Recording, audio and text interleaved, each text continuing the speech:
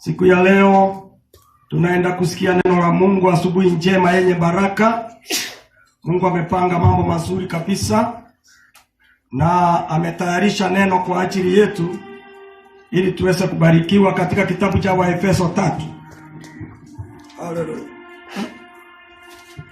Kitabu cha Waefeso 3. Waefeso 3, tuanzie hapo moja tuweze kusikia kile Mungu anasema. Tuliposoma katika kitabu cha Mathayo tulifika mlango wa Mathayo 5 tukafika mlango wa 9. Neno la Mungu likatuambia ya kwamba heri wapatanishi kwa sababu wataitwa wana wa Mungu. Nayo tukainena siku hiyo, tukakuta ya kwamba lazima tukae kama Mungu. Tulipomalizia chusi, neno lilisema ya kwamba lazima tukae kama Mungu vile alivyo, na sisi tuwe hivyo. Tusikae kama ulimwengu, kwa sababu ulimwengu umekwisha kuchukuliwa na yule mwovu. Na hatutoki duniani ili tuwe watakatifu. Tutaishi duniani bado tukiwa watakatifu hivyo hivyo. Wana wa Mungu ni wale ambao wanamuita Mungu Baba na anaitika. Mtu akitembea barabarani akiita kila mtu baba, si kila baba atakayeitika. Lakini mtoto wake akimuita, hata asipomuita, akimuona atamuita yeye mwenyewe. Sisi tunashukuru Mungu kwa sababu damu ya Yesu ndiyo inayoosha mwanadamu, inamtakasa moyo wake, anafanyika mwana wa Mungu. Neno la Mungu linasema pale pengine ya kwamba wote waliompokea aliwapa uwezo wa kufanyika wana wa Mungu. Wote waliompokea. Sisi ambao tunampokea Yesu Kristo kuwa mwokozi wa maisha yetu, tunafanyika wana. Haleluya. Basi nitasoma hiyo Waefeso 3. Kwa sababu hiyo, mimi Paulo ni mfungwa wake Kristo Yesu kwa ajili yenu ninyi mataifa, ikiwa mumesikia habari ya uwakili wa neema ya Mungu niliyopewa kwa ajili yenu,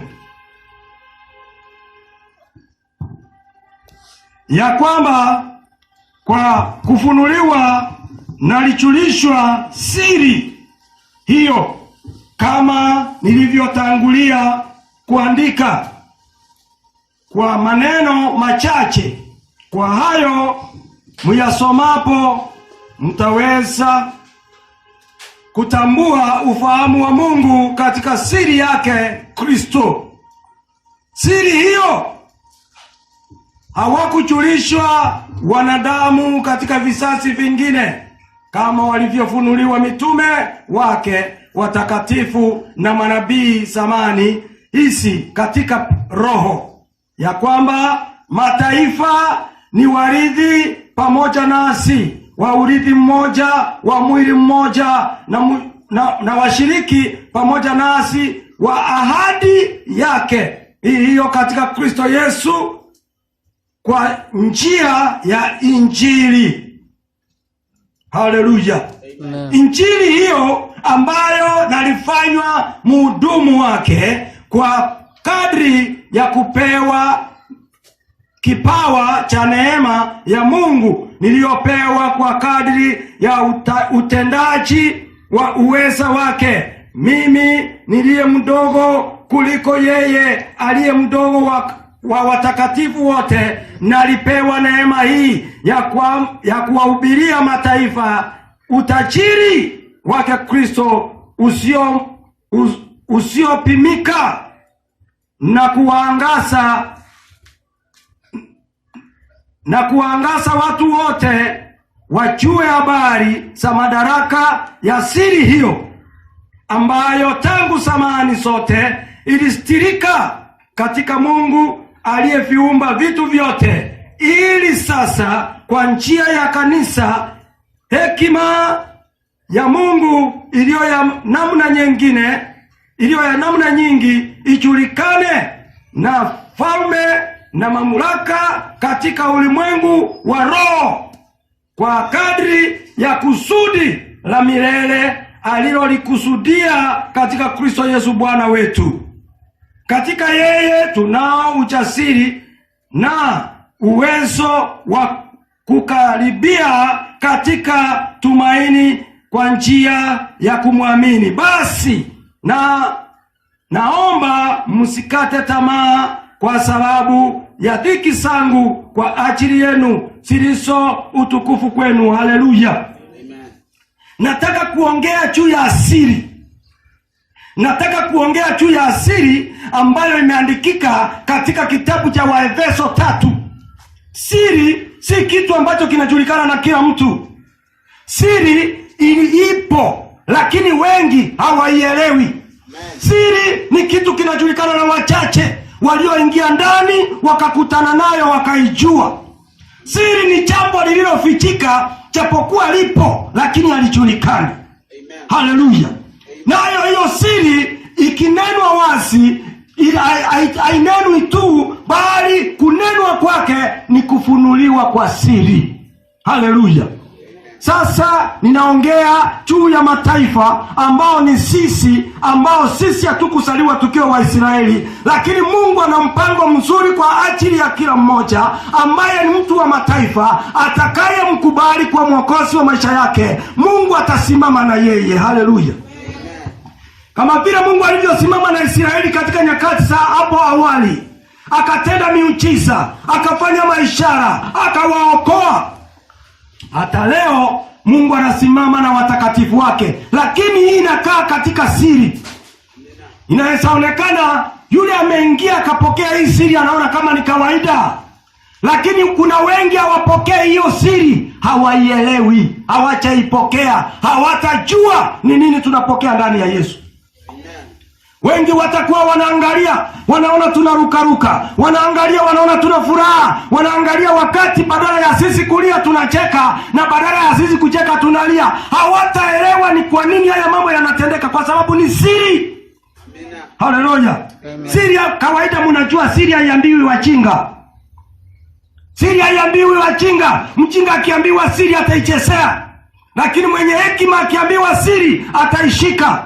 Kuna siri na wafichulia siku ya leo. Nafunua siri kwenu ya kwamba Biblia imenena hapa vizuri ya kwamba watu wa mataifa wanafanyika wana wa Mungu kupitia kwa Kristo Yesu peke yake. Amen. Wengi watajaribu kujifanya wana wa Mungu kupitia kwa njia mbalimbali. Wengi watasafiri, wataenda mpaka Israeli, wakae kule wakitarajia Mungu atawaelewa. Biblia inasema vizuri ya kwamba neema imefunuliwa, na hiyo neema ndiyo hii Paulo anasema hapa ya kwamba neema niliyopewa ya kufichua hii siri ambayo imefichika kwa vizazi vingi, mpaka hata mitume waliokuwa mbele wanainena ya kwamba kuna siri ambayo ni ya kufanyika wana. Hii ndio ipeanayo uzima wa milele, si bure. Haleluya. Amen. Tukimpokea Yesu awe mwokozi wa maisha yetu, uzima wa milele tunahakika. Kwa sababu gani? Uzima wa milele ni wa Baba yetu, na Baba akiwa ndiye anapeana uzima, hawezi acha mtoto wake akakaa bila uzima. Amen. Kama Baba yako ndiye anapeana uzima, si wewe utakayepotea, wewe utapokea uzima mara moja. Haleluya. Kama sisi wa duniani tunachunga watoto wetu, na Baba yetu aliye mbinguni ataweza kutuchunga namna gani? Kwa sababu anataka tuingie katika ufalme wake. Yeye ni mwaminifu. Sikiza vile neno limesema ya kwamba hiyo siri inafichuliwa, kwamba kuna watu wa mataifa watapokea ile uzima wa milele pamoja na watu wa Mungu ambao Mungu aliwachagua toka mwanzo. Amen. Haleluya. Yesu alipokuja duniani alikuja kuleta hiyo siri na kuifunua. Haikuweko. Ni kwa neema tunaokoka, si kwa matendo yako. Asije akajisifu mtu mmoja, kwa sababu wote wametenda dhambi na wamepungukiwa na utukufu wa Mungu. Lakini tunapokea uzima kwa kumwamini Yesu Kristo na kuishi kama vile mapenzi yake yalivyo, tutafanyika wana wa Mungu. Amen. Watu wa dunia nzima ninawatangazia, kubali kufanyika wana, Kubali kufanyika wana. Amen. Kubali mfanyike wana wa Mungu. Amen. Kwa sababu kuna wakati itakuwa imefungwa, time ya kuwa mwana imeisha. Yes. Tutakaponyakuliwa hivi karibuni, watu watakimbia wakitafuta wokovu kwa njia mbalimbali, lakini hawataweza kupokea. Saa hii neema imefunuliwa, iko free kwa kila mtu. Amen. Na yeyote afanyikaye mwana wa Mungu atakuwa mpatanishi.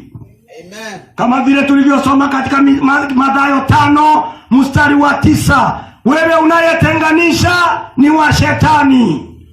Umechagua shetani bila kutangaza. Lakini wewe unayepatanisha watu, wewe ni wa Mungu. Mungu hapendi watu watenganishwe. Mungu anapenda watu wapatanishwe, kwa sababu shida ni nyingi na matatizo ni mengi, vita ni nyingi na chipuka miongoni mwa wanadamu, lakini Mungu bado anataka mwenye atakayesimama apatanishe wanadamu na yeye. Paulo akasema hapo mahali tumesoma ya kwamba hii neema sasa inafunuliwa kupitia kwa Injili. Injili ni habari njema. Habari njema ni kwamba Yesu anawapenda wote. Yesu anataka wote wawe na uzima. Yesu anataka wote wapokee neema yake, wapate kurithi uzima wa milele. Mtu asikudanganye ya kwamba niliona mwingine anaogopa, akaambiwa kwamba unajua Yesu alikuwa ni mweupe, Yesu ni mzungu. Alafu sasa wewe ni mweusi sana, huwezi kuingia mbinguni. Hakuna roho nyeupe na nyeusi, na hakuna damu nyeupe na nyeusi. Damu inafanana, haijali chini ya mtu gani. Hata mtu mweusi anaweza tolewa damu, mtu mweupe akawekewa. Kwa hivyo damu ya Yesu itatembea kila pahali, haichagui. Amen. Haleluya. Usiogope. Mtu wa mataifa, unaweza kuokoka na ukapokea Yesu. Ningependa kukuombea mchana wa leo, kama ungependa kuokoka, Yesu ako tayari kukuokoa, akufanye mwana, uanze kazi ya kupatanisha ulimwengu na Mungu. Amen. Weze kupatanisha wanadamu na wanadamu. Weze kupatanisha jamii zinazotengana. Weze kupatanisha wale wanaopigana bila sababu, kwa sababu vita ni nyingi duniani, lakini vita nyingi inaelekeza watu jehanamu. Haleluya. Basi kama ungependa kuokoka, uko mahali hapo unaponitazama, sema Bwana Yesu, naja mbele zako, naomba unisamehe dhambi zangu. Toka leo uniokoe. Ninataka kukutumikia, nataka kuwa mwana katika ufalme wako. Niokoe sasa, nitakase sasa. Asante kwa kuniokoa, asante kwa kunitakasa. Katika jina la Yesu nimeokoka. Amen. Baba, asante kwa sababu neno lako limetembea katika milima na maponde, limefikia watu wako mahali walipo. Naomba ya kwamba ili neno lipate kazi. Kuna wale wanafikiri wao hawawezi okoka. Wengine wanasema mwanadamu aliye hai hawezi okoka. Wanafikiri kwamba mtu akikufa ndio anaweza okoka. Lakini Baba, kuna uwezekano wa kuokoka hapa duniani, si kwa nguvu ya mwanadamu, bali ni kwa Roho wako Mtakatifu. Baba, okoa watu wako. Baba, rehemu watu wako. Baba, inua watu wako. Baba, badilisha watu wako. Wapatie mioyo iliyo tayari kukupenda. Mchana wa leo ninaomba neema inayozidi ujuzi wa mwanadamu iweze kufanya kazi katika maisha ya watu wako, katika jina la Yesu. Umetufanya tuwe mawakili wa kutangaza ya kwamba unaokoa, na sasa Bwana tunatangaza kwa ulimwengu ya kwamba Bwana waokolewe ili wafanyike wana wako. Asante kwa sababu umewaokoa na unaenda kutenda miujiza na maishara, kwa sababu unatembea ukiokoa na kurehemu. Ni katika jina la Yesu tumeomba tukiamini. Amen. Amen.